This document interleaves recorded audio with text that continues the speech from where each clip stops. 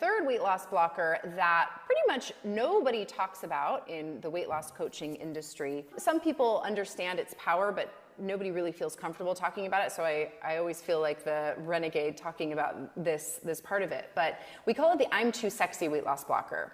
And basically what it is it's a subconscious fear that if you lose weight, you're gonna get more sexual attention. Right? And so this is a really, really big one for many of my students. I would say about 80% of my students have this weight loss blocker. Not everybody has it. So about 80% of the women that have, that have weight issues or at least have worked with me in my programs have had some form of sexual abuse.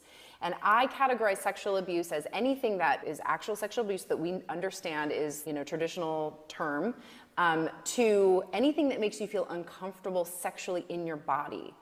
So the example that I always give is this little girl who was on the playground, and this boy comes up to her, and he's got these glasses, and he goes, "I'm wearing these special glasses and I can see through your clothes. I can see your body right now."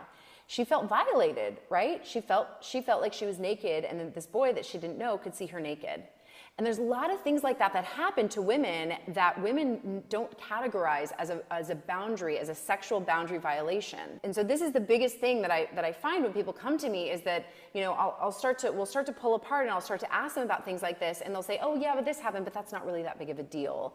Or, "It was my fault, I shouldn't have been in that place," or "I shouldn't have gone out with that guy," or "I shouldn't have said this thing." Women will take the blame for this kind of stuff, and they won't really think that it's an issue. But if you think about it, what's the easiest way to protect your body from negative attention or negative sexual attention? To create a boundary, right? And how can you do that? With extra weight. Some women will put on 100 or 200 pounds, and some people will only put on 5 or 10. Whatever it is, everybody's subconscious is different, but it'll be a boundary that is about you feeling more comfortable in your body. I even had a girl most recently in one of my classes find that she didn't have the sexual part of it, but her grandmother used to always make comments about her body every time she'd go to her house.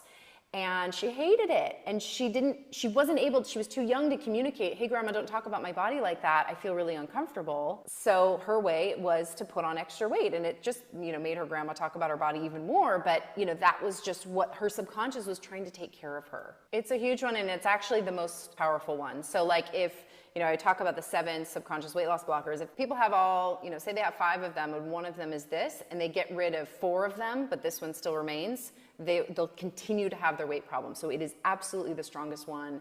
And usually, when we're working with people, or like, in coaching, if they're working with my coaches, if they're brave enough to go after that first, we always look at that first because it's the strongest one, and it usually takes a little bit more time than the other ones to overcome. But once you really overcome that, like the way that women are able to stand in their power once they overcome this is absolutely amazing, the transformation that it makes.